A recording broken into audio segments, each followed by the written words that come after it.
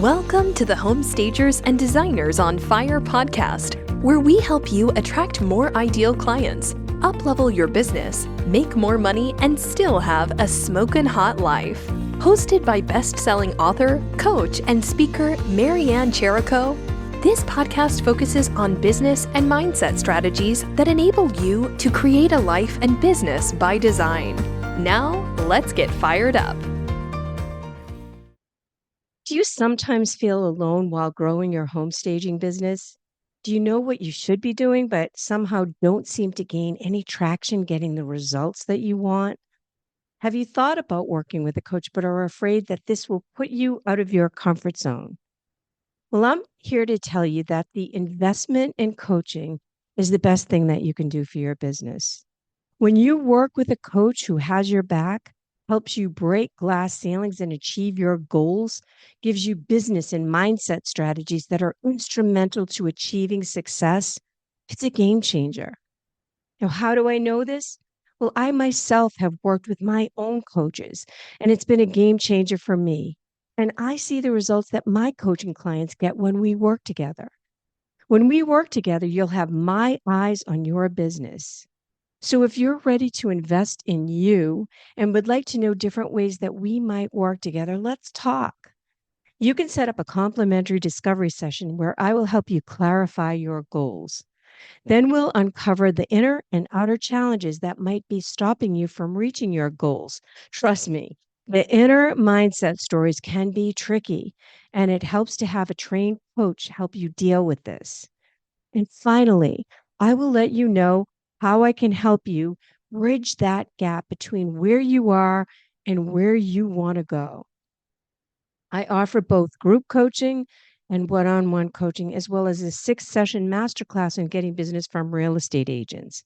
You can sign up for my discovery session in the link on my show notes or go to my website, www.coachingbymarianne.com. Grant Findlay Shirras is a serial entrepreneur and business strategist who helps creative entrepreneurs start, grow, and scale profitable companies. He's the co-owner of Dekora, a leading staging and interior design company operating in Calgary and Kelowna, where he's increased revenue by 50% and profit by $200,000 in his first year. Before Dekora, Grant built parkbench.com, a $37 million real estate marketing platform serving over 8,000 agents. He also helped grow Fitness on the Go into Canada's largest mobile fitness franchise. Known for his ability to simplify the complex, Grant specializes in financial systems, operations, pricing strategy, and leadership, helping founders turn chaos into clarity and creativity into cash flow. He's also a national tennis champion, award-winning speaker, and passionate advocate for building businesses that create both freedom and fulfillment. And if you haven't listened to Grant's previous episodes on this show, he also did episode number 159, The Comeback Story, how he increased profit while simplifying systems. This is after he bought the company Dekora. And he also did episode number 167, which is part one of the episode that we're doing today. And this is on the 7 phases of business growth. And I am delighted to reintroduce you to Grant Findlay Shirras. Thanks, Marianne. Always happy to be back. Yeah, it's so good. It's so good. People are getting used to you being a regular on the show. It's like the Johnny Carson show. I love it. So if we could start by doing a recap of the first couple stages of business, the baby and child, and then we'll go into the teenager and the other phases. Cool. So everyone, for a quick little recap, there's a bunch of different phases of a business from when you very first start, which is when you birth a new business and you are a baby, to, you become a child, a teenager, a young adult, then you're in your prime. And then potentially you go through midlife crisis, you start aging, and hopefully you don't die. Hopefully you pass the business on or figure out what to do with the business, and we'll get into that. But those are all the stages. And then the first one being you're born. And the main thing to focus on when you're brand new is sales. Sales and cash. That's the only thing that you got to focus on. Make sales and watch your cash flow in and out. That will help you get through this phase.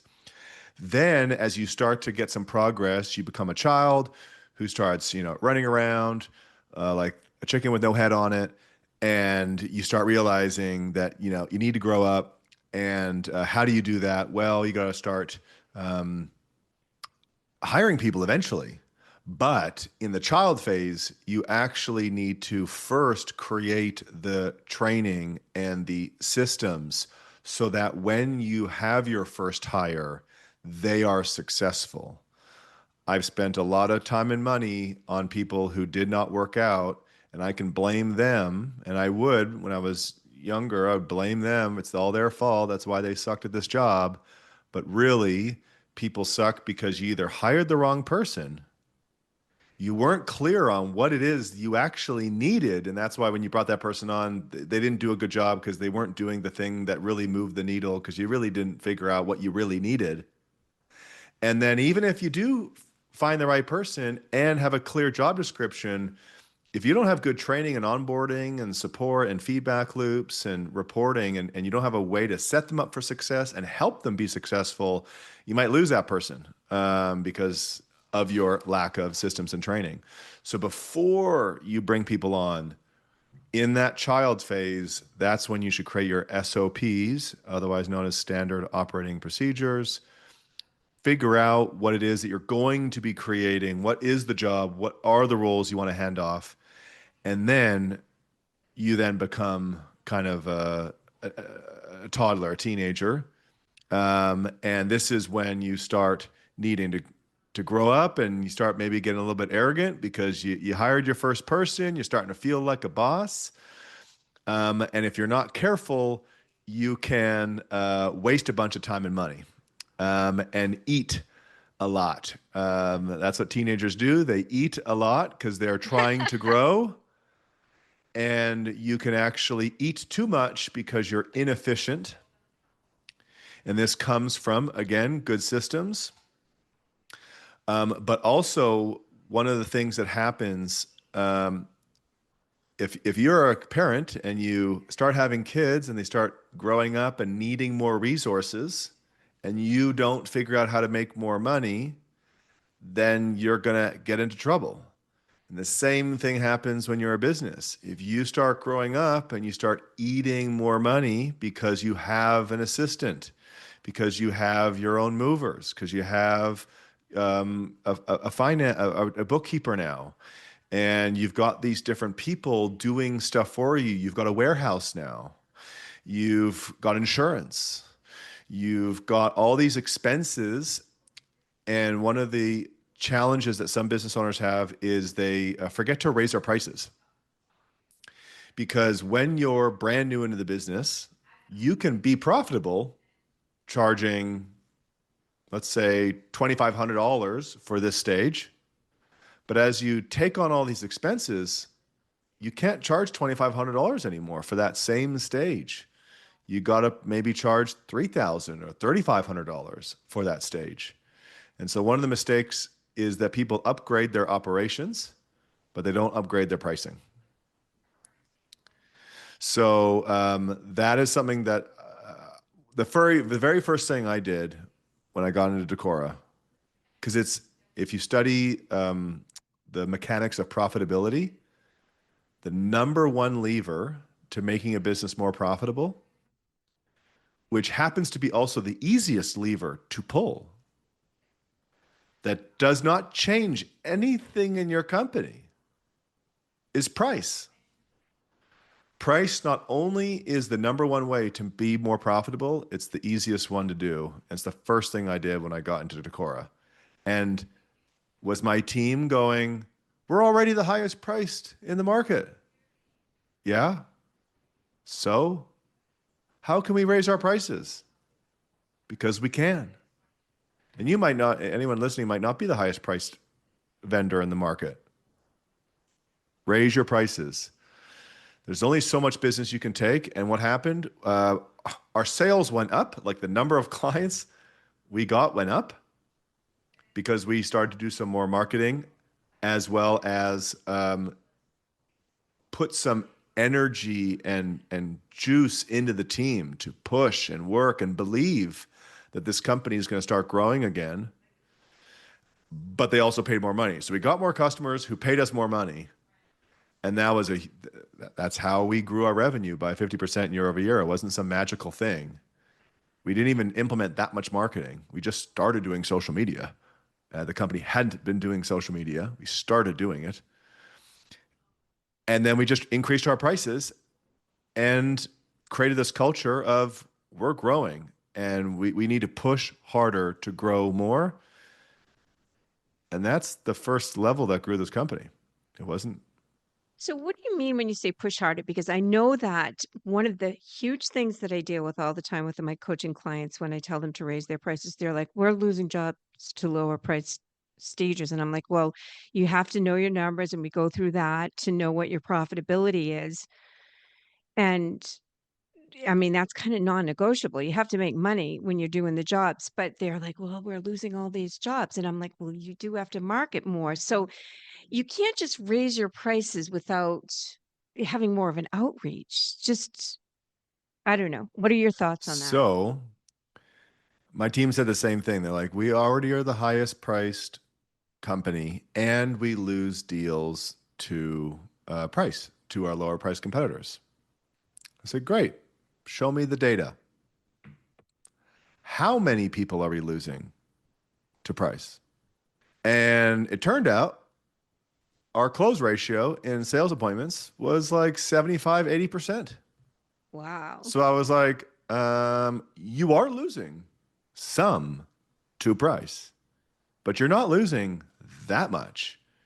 But we want to win all of them, don't we? I said, no, we don't. Because it's a mathematical equation of if I have this many opportunities and I charge this much and my close ratio is 80%, and I take those same opportunities and I increase my price by 25%, and now my close ratio is 60%, well, I might make more money. Even though I'm losing more deals, I might as a company be making more money. And in staging, you can only stage so many homes anyways. So you really want to optimize your price so that you maximize your capacity of how many stages you can do and you maximize the revenue that you can make. And our minds will play tricks on us because we don't like losing sales. So we almost don't remember all the wins. We really focus on the losses and it really like irks us. And you should be losing sales to price. Every great business who is wildly profitable loses sales to price. Mic drop. Mic drop. You know, sure, there is a threshold of when it's way too high, but losing 50% of your opportunities is fine because you can go get more opportunities. Like there's so much business out there, there's so much opportunity out there, and you can only stage so many homes. And so to maximize your business, you should be playing around and probably increasing your price. And I know I'm not done yet. Dekora's price is going to go up again at some point. Now we're working on the lead generation lever to get more opportunities. Because once I now have nailed that down, I'm going to raise my price and tell my team it's okay if you're losing 50% now. Right now they're closing still 75% of the opportunities. So that would be my first thing is how many are you actually losing to price? Let's The back second up thing for is one is and sec. the second thing is do the math because one, what's your competition charging? Are there people who are charging even more? If there are, they're showing you can. Like then for us who are the high price in our market, well, I'm looking at New York, I'm looking at people in New York and Vancouver and Toronto, and I'm like, well, they're charging that. So, I mean, it can be charged.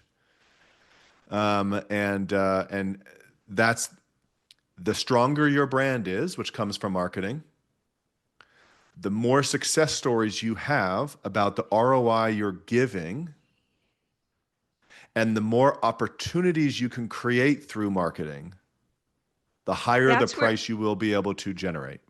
that's where I want you to go a little deeper. So, how are you creating more opportunities? Because I agree with you. I think that a lot of times stages say, well, I'm losing these jobs and blah, blah, blah, but they're not out there creating opportunities. So, what's your plan to create more opportunity? Yeah. So for Dekora, context, the business has been around in Calgary for 20 plus years. So they have lots of relationships. So when we started doing social media, it worked really well because our content was getting in front of all of these relationships that have been following us and using us or have used us or known about us for years. And the fundamentals of this business is it's a relationship and referral based business. The majority of your business is going to come from relationships and referrals, and you want it to come there. Now, uh, we're so the first step was just to do social media content, make sure that we're liking and following all of the people who have used us and referred us, like realtors. Like, so step number one, just like and follow every realtor in your area, especially the ones who have a relationship with you and have ever used you. Like and follow all the homeowners who have used you, find them. And step number one, then start creating content just about behind the scenes at your company. Show people how you do what you do. Show people the before and afters. Help people get to know the team. Educate people about why it costs so much money. Everyone undercharges in this industry. Man, I want every single person in this industry to add another one, two, $3,000 to the price of staging. Everyone undercharges. It's so crazy. I'm like, God damn it. And I know the realtors because I work with realtors for over a decade. I know how much money they make and I know the value they're providing. And I can easily talk about how there are really great agents who do really provide a lot of value, but there's a whole bunch of agents that don't. And across the board, they make a lot of money. And I think stagers should be making more as a percentage of the sale than, or the value of the home than we currently do. That's a whole And other it doesn't thing. have to come from the realtor. I mean, the sellers can pay. They No, no, can use no. Yeah, no. The platforms like homeowners pay Notable or the homeowners pay for it almost all the time for us in Calgary. So the first thing was to create all this content about the company, just getting the word out there about your great work. Usually, stagers do great work for the most part. Stagers do great work. You're making a home look a whole lot better than it probably did before, and you're helping the home sell faster and for more money, probably. yeah. So showcase all the pieces that go into that. The people and the operations, the before and the after. Just start putting stuff out there. Don't worry about what it is and if it's going to work or not. Just the more you put out, the better. And make sure you're following all your past clients, friends, and family and followers and all that stuff. Then build an email newsletter. So email marketing is another high ROI form of marketing specifically geared towards relationship and referral based businesses. So whatever email list you have, 10 people, 50 people, 100 people, 1,000 people, whatever it is, start sending emails to them. Literally take the same content you're putting on social media and just put it in email format and send it out. You know, people, when we used to teach like realtors marketing, they're like, my open rate is only like 10, 20%. And I go, so? They're like, well, should I keep doing it? I'm like, yeah, because here's the truth. 10 to 20% are opening it. What's the deliverability? Oh, they're like, oh, 99%, 100%, not, something like nine. I'm like, that means they see your name in their inbox for free. That's no different than them seeing an ad. So Plus, I mean, everyone there's is ways to optimize email, like juicy subject lines. You can use ChatGPT. totally, Give me a compelling subject line that real estate yeah, agents would want to open. Understanding your messaging helps a lot. And yes, real estate agents get a ton of emails, but if you have a, like I tell my clients to write things like, want to know how you can win more listings. That could be a subject line. Then you build it around how offering an affordable and highly effective staging consultation is a tipping point that they use to win the listing. Stuff like that. So things that would compel them to want to open it to get your open rate higher. There's ways that you can do that as well. exactly. And ChatGPT is an amazing tool if you don't know it. And you'll just learn as you do it. The more and more you do it, the more and more you learn. But do it, because some percentage of people will open the email, but everyone is seeing you in the inbox. And Hmm. that and Yeah, if you do it good over and over and point. over again, they keep seeing you. And that just Hmm. keeps you top of mind. They don't have to open the email for the email to work. That was like the big aha for a whole bunch of people, including myself. When I first realized that, I was like, oh, I'm going to send out more emails now.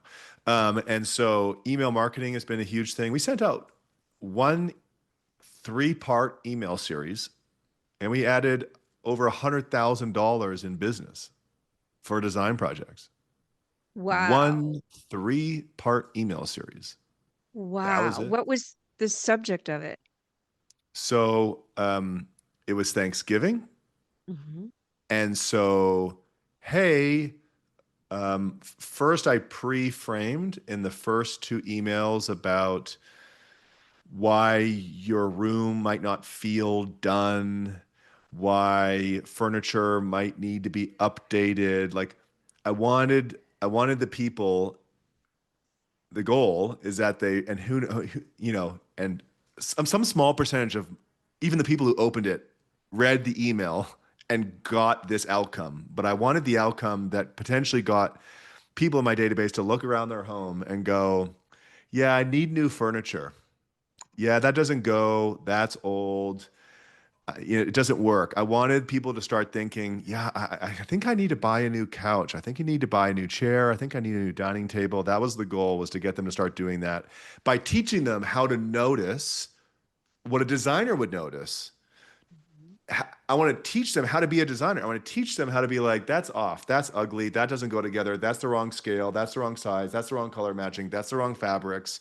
Because if I can get them seeing Dated. it, then the third email was, it's Thanksgiving. We want to give thanks to everyone who has used us and follows us and supports us.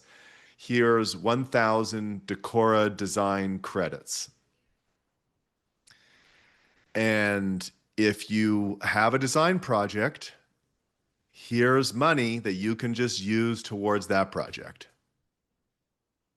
And then Awesome. what happened? People said, yeah, I actually need some furniture. Sweet. Want to spend that money that I just gave you? Yeah. It's going to save you on services, delivery, installation, shipping, the actual furniture, whatever it is you end up getting. It's going to save you on it. And from that email, we got 6 projects totaling over $100,000. Wow. That's awesome. So I simple. keep So, I keep sending you down these rabbit holes because everything yeah. you say, I'm like, "Oh, that's good." So, I'm gonna loop you back to the teenager. So you said, that's where the systems have been built. Can I just ask you one backpedaling questions on that? How do you recommend that people start building their systems? Because this is a big, big deal for a lot of stagers. Yeah. Um, so you need to document what you do. Because when you hire people, you want them to do what you're doing to free up your time. Uh, and you want them to do it like you, probably, right? You probably want them to do it to the same or better, but at least the same ability and standard that you do. That's the Mhm. whole entrepreneur. Is like, the myth of like, I might as well do this task because I can do it better than everyone else. absolutely a total myth, total lie. We all entrepreneurs tell ourselves. I still tell it to myself right now. I have so many finance tasks. I just continually tell myself, no one can do this. And one day someone's going to beat me over the head and be like, this is how you get someone else to do this grant. So I still fight with this same battle. But step one for tasks that you really feel comfortable delegating, you know, you want to delegate, you see other staging companies delegate these tasks to other people. If it's on the computer, you can just record your screen as you're doing the task. And now there's AI softwares that will then turn that video into an SOP. You just, and when you're doing a task, press record and just talk out what you're doing, why you're doing it, how you're doing it as you're doing it. So you're not actually doing extra work, because that's the myth that the entrepreneur tells himself is like, how do I run my business and build all these systems and training for other people? And the answer is you document as you're doing your business. So you just do your business. And if you're doing computer work, just press screen record and just continue doing your business. And now that content is the training and the systems for other people. If you're doing stuff in the warehouse, physical, just put your phone on a tripod, get a little $50 microphone off Amazon, and again, press record, put it on tripod, press record, and go do whatever the heck you were doing in your warehouse, in your office, on a site, on the job. Just constantly keep recording and talking as if the person's beside you. So imagine your amazing new hire is beside you and you're doing the training. They're shadowing you as you're doing it. Just do that. It might kind of seem funny at first because there isn't a person beside you. You're not actually training anyone.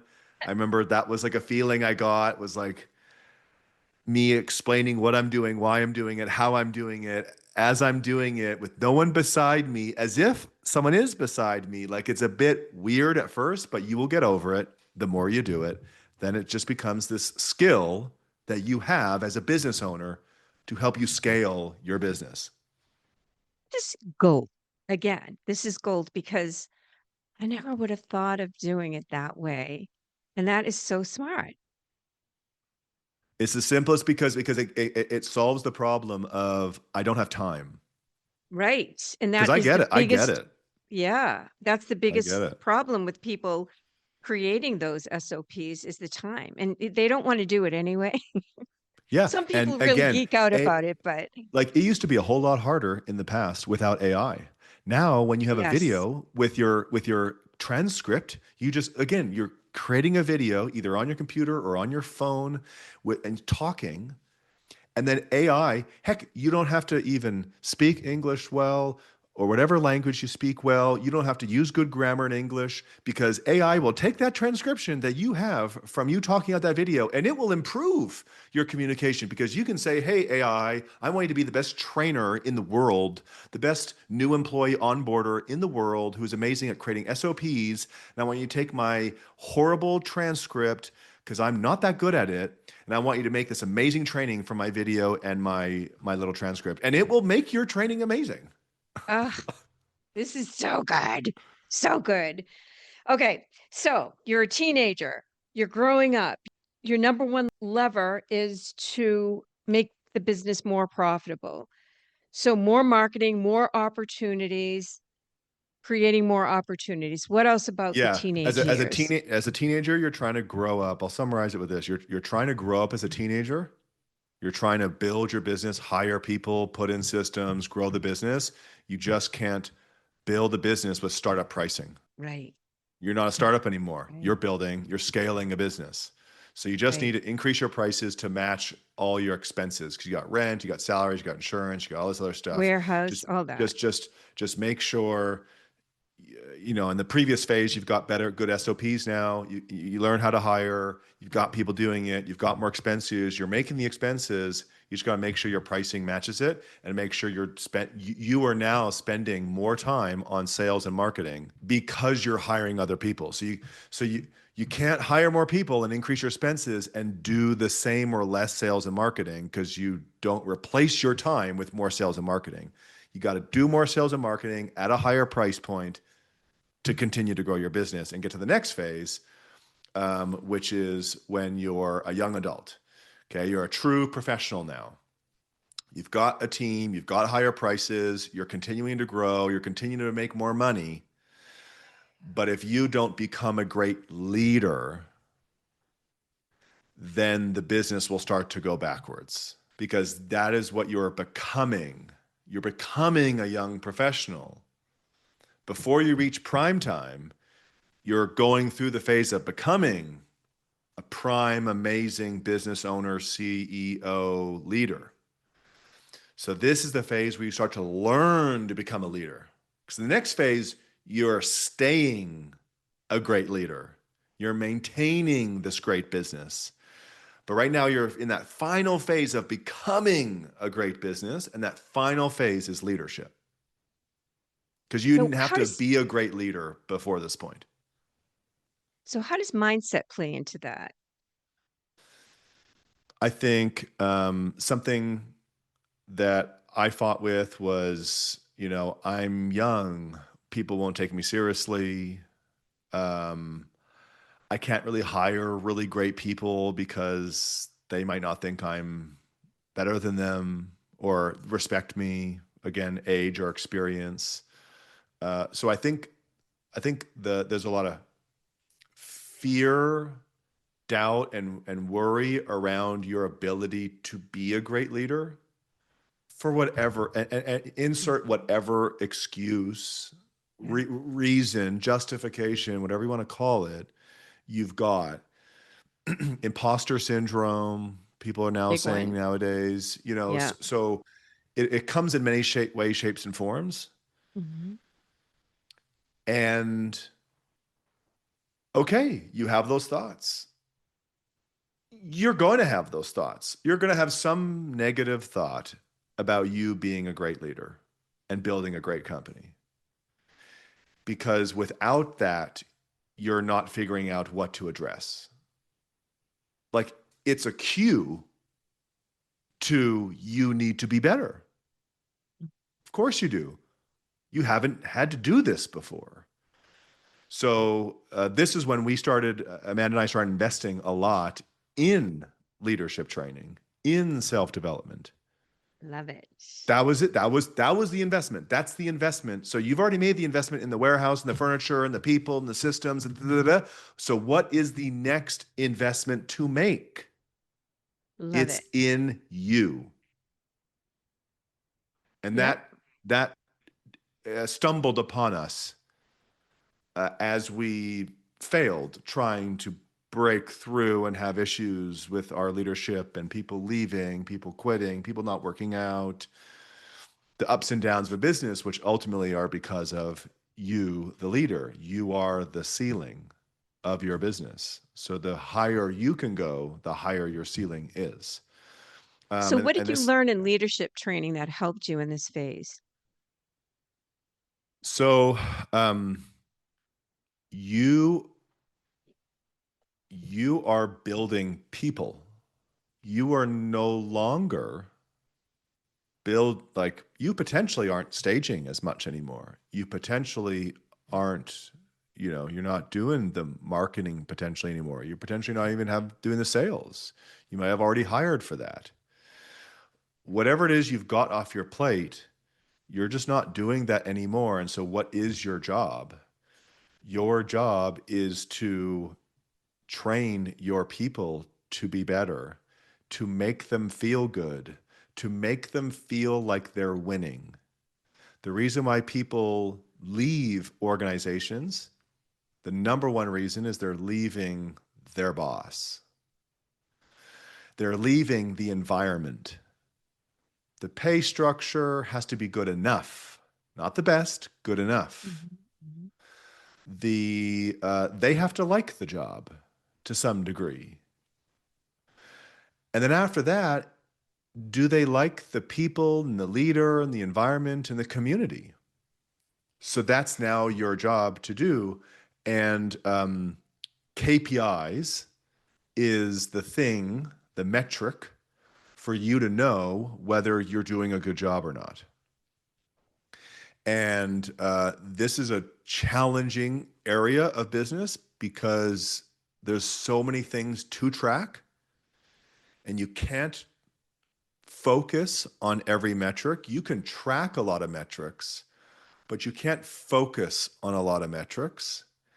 And you have to figure out what's the right metric to focus on, both for you and the business, as well as what's the right metric for my manager, what's the right metric for my salesperson, what's the right metric for my movers, what's the right metric for my assistants, what's the right metric for my VA, what's the right metric for all these different parts of my business. And the big learning I had as I did this, if you focus on outcome-based metrics, which are the easiest ones to focus on, sales, revenue, profit, did you finish the project? Did we get like positive reviews? Did we get referrals? But mainly like sales, profit, and revenue are like the things that we all focus on as business owners. We're trained to. There's so many things about those metrics that you don't control. And like sports, if you focus on, and tennis is like a really great teacher of this.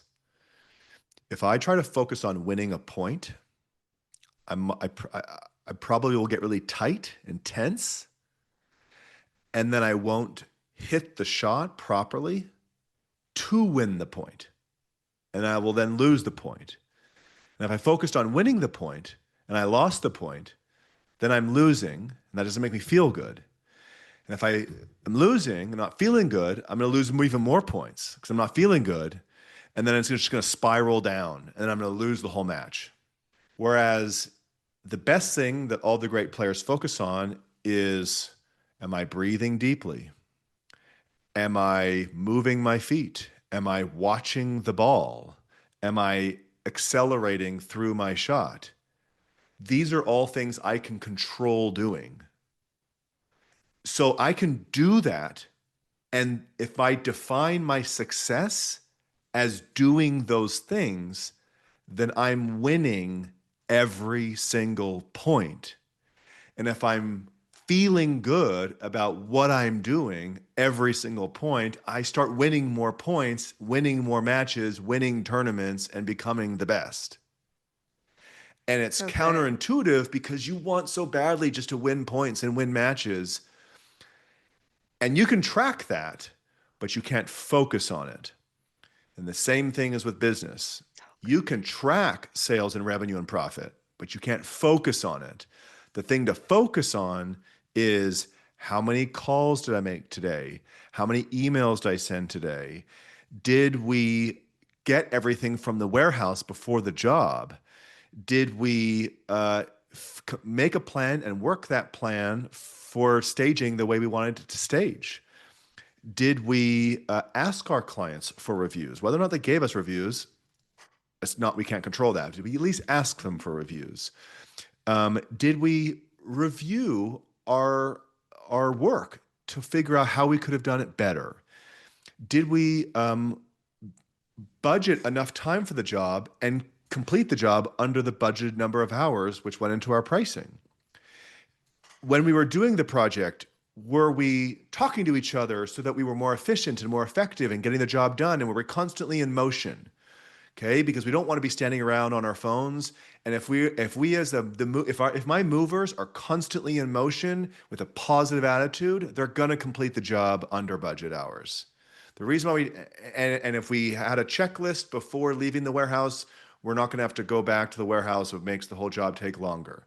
So there's all these little process things which I now track on a daily basis, because you can track your process-driven things on a daily basis. And if everyone's doing their job and doing these things that they can control, then you can praise and recognize and give even completion bonuses and stuff to the people on your team. So they feel good because they're like, sweet, I'm winning, I'm doing a good job. And you as a business owner know, if all these things are happening, the sales, the revenue, and the profit is going to be a byproduct at the end. And this is a very challenge. Like it took me so long to learn this, and it's very hard to do because it requires a little bit of faith and it requires really understanding the mechanics of your business. What are the process things that me and my team need to do that will create the sales and the profit that I want? And So this is with those, why, yeah, and just to wrap up, this is why mm, I'm constantly changing the metrics I'm focused on, because at different phases of the business, you need to focus on different metrics in order to hit the outcome that you want. so would you say you're focusing on certain key performance indicators? For instance, at one phase, maybe for a month, you're tracking time that your employees are taking to execute a stage and stuff like that? Or what is it like? How do, or do they have certain checklists that they have to fill out? Like, how are you making sure that they're meeting those key performance indicators? So this circles back to the quality of the SOPs and the training. So if, and this is why I then had to circle back and redo all the SOPs and training and checklists and reporting for Dekora, because it wasn't good enough. It wasn't in place. And that's why they plateaued and started to be in decline when the leader wasn't managing it.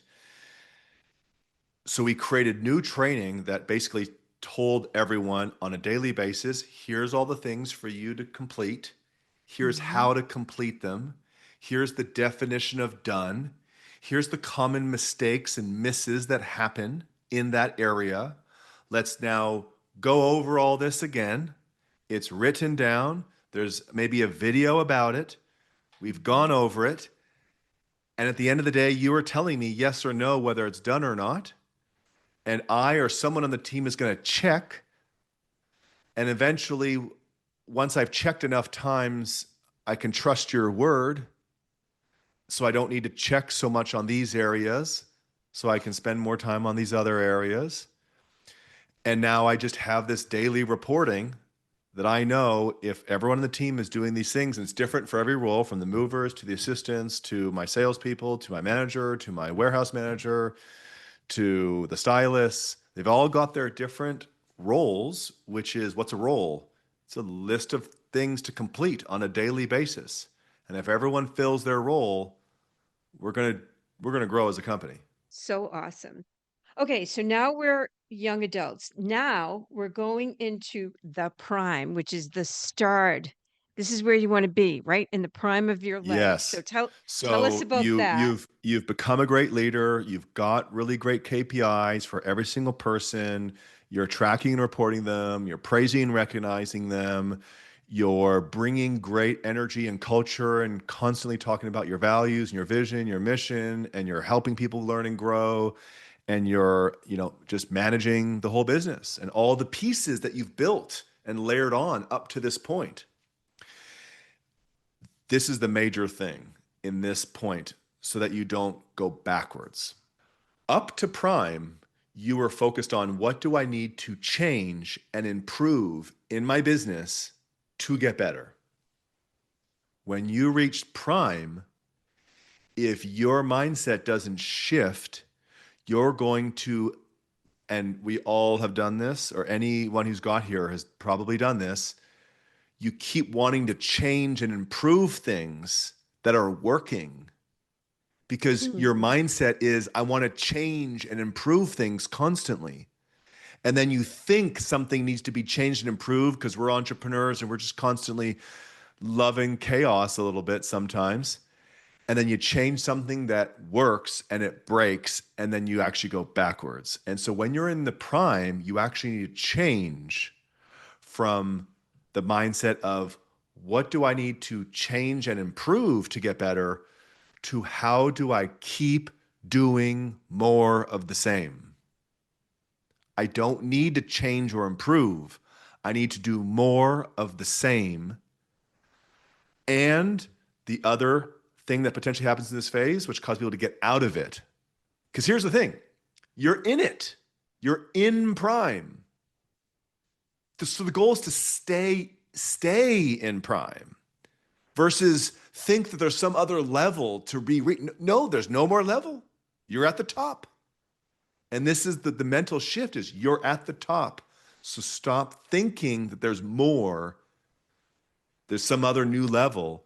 It's about doing more of the same and not being distracted by something else. And this is Like the the red thing. shiny objects. Yeah, the person in the lady in the red dress, which is, I want to start a new business. I want to launch a new division. I want to change, the type of homes I stage. I want to change how I stage. I want like something. And it's not to say that that may be something for you to do as a business owner. However, there's a technique to adding new things to your business. There's risks and techniques on how to add things to your business, because the common mistake people do is they don't maintain their current business. They don't keep their current business moving forward. They want to change it, or they stop focusing on it and go focus on something new. And whether you focus on something new and stop focusing on your current business, or you change your current business, those are the mistakes that people make in Prime. And the thing to do is just more of the same. Pour gasoline on it. If something's working, just pour gasoline on it. And it's sometimes really hard for us entrepreneurs to do it, because what got us here was our ability to take on change. And now we have to take on status quo. Sometimes that feels really weird. Yeah, Because especially for creatives, I think. Mhm, Creatives like change. They like those challenges. They like they get bored. I think they get mhm. bored. And so the goal is to do more of the same, or because you might get bored, and because there's a reason why a lot of founders end up hiring a new CEO, because the founder mentality is different than the CEO mentality. And a founder may not be good at being a CEO. And it takes self-awareness for someone to notice that about themselves, and potentially you have one more hire to make. You've hired all these people to create a really great business, and there's one more hire to make. And that is a president, GM, or CEO, whatever you want to call them. And they are taking over your job to do more of the same, because you want to go be creative and go do something new.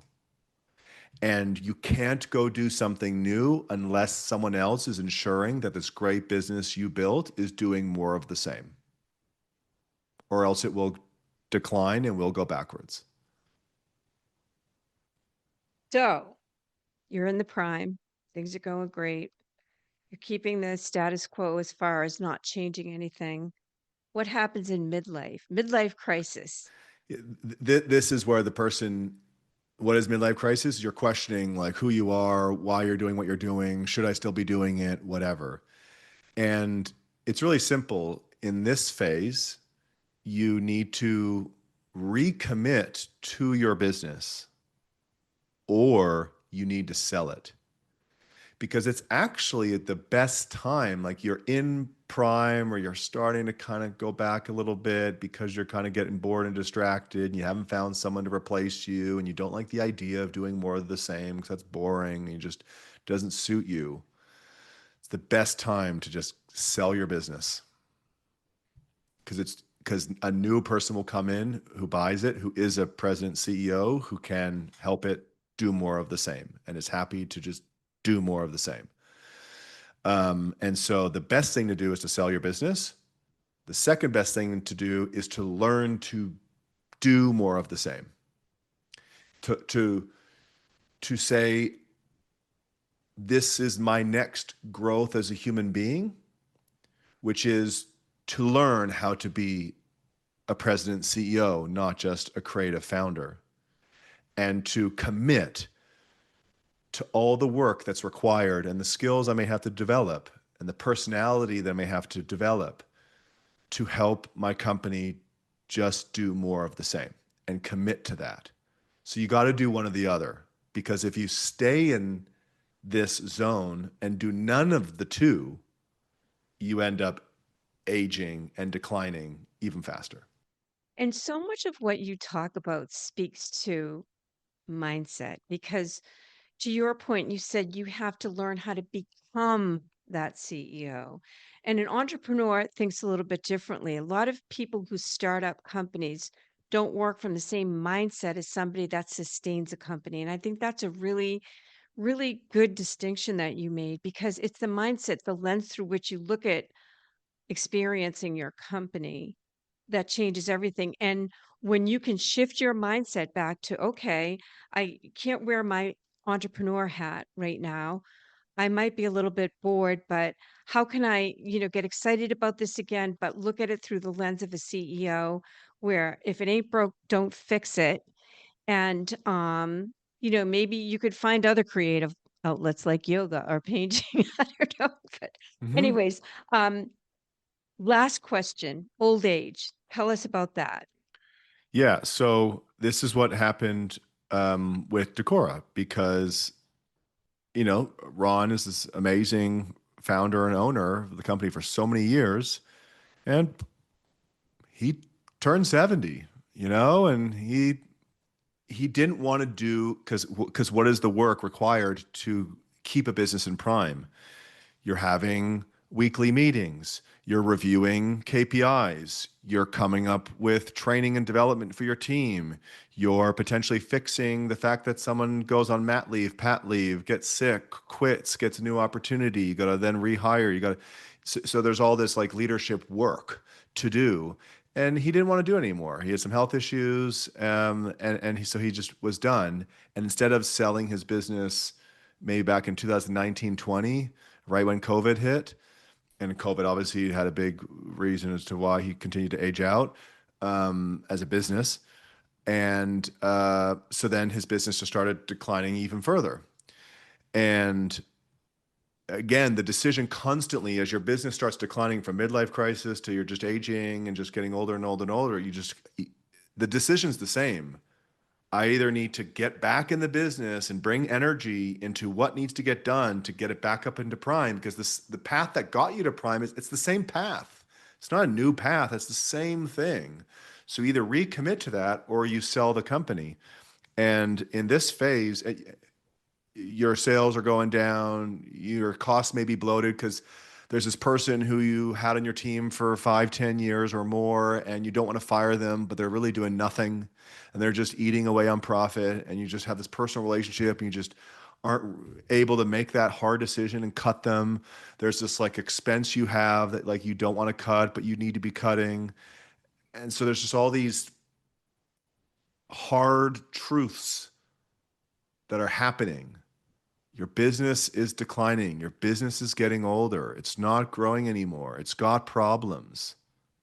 So You're it's got to be dealt. tired. You're tired as an owner. You're not doing the work. You're taking too much vacation. You're spending yourself too much money because you're used to this lifestyle you created when you're in your prime. Mhm. And if you don't make the changes, your business will die. Happens all the time. So much to unpack, so much to think about for business owners. I can't tell you how much I appreciate you being here again. Happy to share, because I've been there. I was stubborn and thought things would get better with time, because there's that like belief is like, oh, things used to be so great. I'm sure it'll just turn around. Yeah. Things don't just turn around. Work, energy in the right direction, in the right way, that's what makes things turn around. And if you don't do it, yeah, I've experienced it. The business will die. And then all this work you did to build it, it's a horrible experience. I wish it on no one. And I think sometimes when you think about selling your business, there's like so much of your identity is in your business. You kind of wonder, like, what am I going to do? I don't know anything else. I'm not employable. I don't have another business idea. What I've learned from my experience sometimes you need a door to close before the other one's going to open. And you have to have faith that when you close a door, the best new door will open for you. And it won't open when another door is already open and you're doing it. You need something to close to create space for your next great opportunity. And if you as a business owner have built a business for so many years and it was great and had some great things about it, you have it in you to do something, and that something will come to you potentially when your current business is over. So good. So good. Thank you so much. You're welcome. Always a pleasure. This episode of the Home Stagers and Designers on Fire podcast has ended. Be sure to subscribe for more strategies on how to attract your ideal clients, uplevel your business, make more money, and still have a smokin' hot life. And don't forget to review this show so that we can continue to bring you top-notch content. See you on the next episode.